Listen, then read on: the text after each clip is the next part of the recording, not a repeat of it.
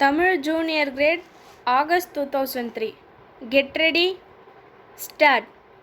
மதிப்பிற்குரிய சட்டப்பேரவை உறுப்பினர்களே, தமிழ்நாடு சட்டமன்ற பேரவையின் முதல் கூட்டத்தொடரில் உங்களிடையே உரையாற்றுவதில் நான் பெருமகிழ்ச்சி அடைகிறேன். உங்கள் அனைவருக்கும் எனது உளம் கனிந்த புத்தாண்டு வாழ்த்துக்களையும் பொங்கல் வாழ்த்துக்களையும் தெரிவித்துக் கொள்கிறேன். தமிழக மக்கள் அனைவருக்கும் நல்வாய்ப்புகளையும் மேம்பட்ட வாழ்க்கை தரத்தையும் அனைத்து வளங்களையும் இந்த புத்தாண்டு அளிக்கும் என்று நான் உறுதியாக நம்புகிறேன். நமது மாநிலம் தொடர்ந்து தண்ணீர் பற்றாக்குறை உடைய மாநிலமாக அமைந்துள்ளது.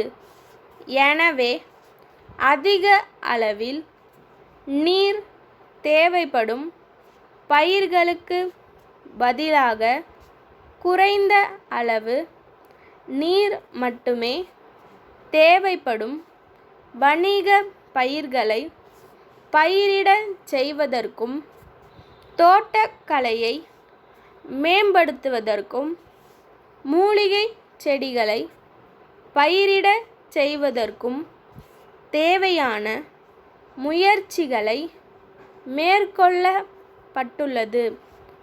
அதிக அளவு நீரை பயன்படுத்தும் போக்கிலிருந்து உழவர்களை காத்து அவர்களுக்கு வருமானம் ஈட்டுவதற்கு வகை செய்வதன் மூலம் பருவமழையின் போக்கினால் விவசாயிகளுக்கு ஏற்படக்கூடிய இன்னல்களை தவிர்ப்பது இதன் முக்கிய நோக்கமாகும்.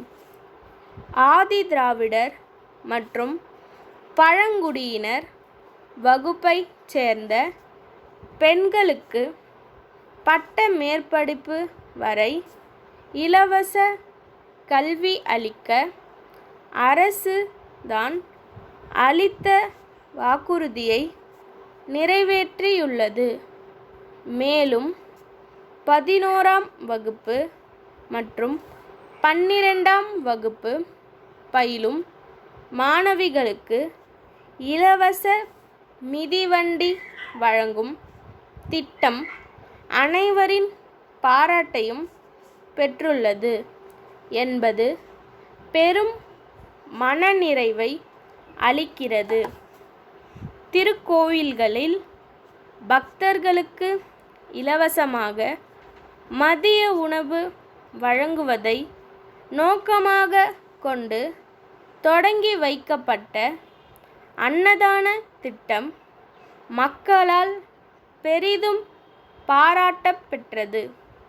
இத்திட்டத்தை மேலும் பல திருக்கோயில்களுக்கு படிப்படியாக நீட்டிக்க இந்த அரசு திட்டமிட்டு வருகிறது.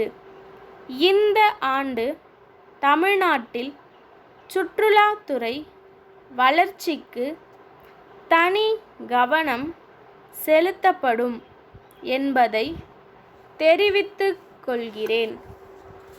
முக்கிய சுற்றுலா தலங்களில் தகுந்த அடிப்படை வசதிகள் செய்தல் மற்றும் நிலையான விளம்பர உத்திகளை கையாளுதல் போன்றவற்றில் கவனம் செலுத்தி சுற்றுலா தொழில் மேம்படுத்தப்படும் என்ற உறுதியை நான் அளிக்கின்றேன். இம்மாநில மக்களின் நலனுக்காக பணியாற்றுகின்ற உங்கள் அனைவருக்கும் என் மனமார்ந்த நல்வாழ்த்துக்களை தெரிவித்துக்கொண்டு விடைபெறுகிறேன்.